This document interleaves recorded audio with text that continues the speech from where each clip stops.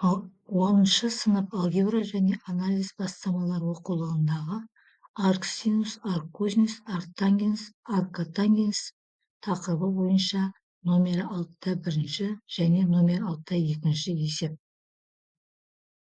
6-та бірінші есепте есептеңдер деп берілген ар жағдайында арксинус теориясы 3 бөлінген 2-ні біз мәнін табуымыз керек. Ол үшін тригонометриялық функциялардың мәндері жазылған кестені қолданамыз.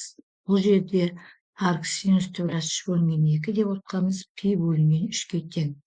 Әр жағдайында арккосинус теориясы 3 бөлінген 2 дегеніміз пи бөлінген 6-ға тең. Бұл жағдайында арккотангенс 1 бөлінген теориясы 3 деп отқанымыз пи бөлінген 3-ке тең. Бұл жағдайында арккосинус минус теориясы 2 бөлінген 2 дегеніміз 3пи бөлінген 4-ке тең. Бұл жағдайында арксинус минус теориясы 2 бөлінген 2 тең минус пи бөлінген 4-ке. Ар жағдайында арктангенс теориясы 3 бөлінген 3 тең болады пи бөлінген 6-ға. Кітапта негізі мына жерде қате кеткен. Ар жағдайында арктангенс теориясы 3 бөлінген 2 деген бізде кестеде жоқ. Сондықтан да теориясы 3 бөлінген 3 мәнін қойып есептейміз. 6-та екінші есепте өрнектің мәнін табыңдар деп берілген. Ар жағдайында арктангенс минус 1 минус арктангенс 1. Бұл жерде біз кестеден тригонометриялық функциялардың мәндерінің кестесін қолдана отырып әрмен есеп шығарамыз. Орнына мән қоятын болсақ, минус пи бөлінген 4 және арктангенс 1-де минус пи бөлінген 4.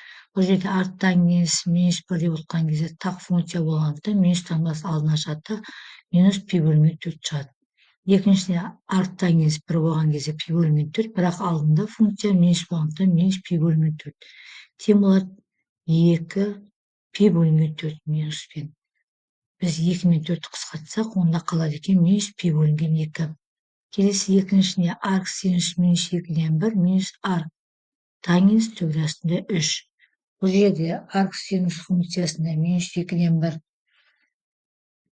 бізде синус функциясы тақ функция болғандықтан минус таңбасы алдына шығады да пи бөлінген 6 болады. Минус арктангенс теориясында 3-те пи бөлінген 3-ке тең.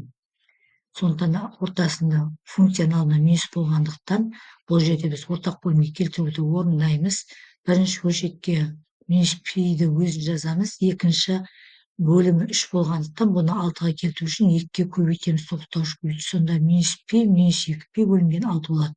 Екеуінде таңбасы теріс сан болғандықтан қосылады, минус 3пи бөлінген 6. Олай болса 3-ке қысқартып жіберсек, минус пи бөлінген 2 қалады екен. Әр жағдайында арксинус минус 1 минус арккосинус минус теориясы 2 бөлінген 2. Бұл жағдайда арксинус бізде тақ функция болғандықтан минус таңбасы алдына шығады. Сонда минус пи бөлінген 2 минус 3пи бөлінген 4-ке тең. Арккосинус минус теориясы 2 бөлінген 2 деген бізде кестеде бар. Ол 3пи бөлінген 4-ке тең. Осы жағдайда бөлімдер әртүрлі бөлшектерді қосу үшін ортақ бөлімге келтіруді орындаймыз. Сонда бірінші бөлшекке тоқтауыш көбейтгіш 2-ден беретін болсақ, ортақ бөлім 4 болады. Минус 2пи бөлінген минус 3пи бөлінген 4 бізде шығады екен минус 5пи бөлінген 4. Соңғы есепте бұл жағдайында арксинус 1 қосылған арктангенс теориясы 3. Бұл жерде синус функциясы 1-де пи бөлінген 2-ке тең, тангенс функциясы теориясы 3-те пи бөлінген 6-ға тең. Тағы да бөлімдер әртүрлі бөлшектерді қосу ережесін қолдана отырып шығарамыз. Бізде ортақ бөлім 6 болады. Бірінші бөлшекке 3 деген санды тоқтауыш көбейткіш ретінде берсек, 3пи қосылған пи 4пи бөлінген 6. Біз 2-ге қысқартып жіберсек, 2пи бөлінген 3 деген сан шығады екен.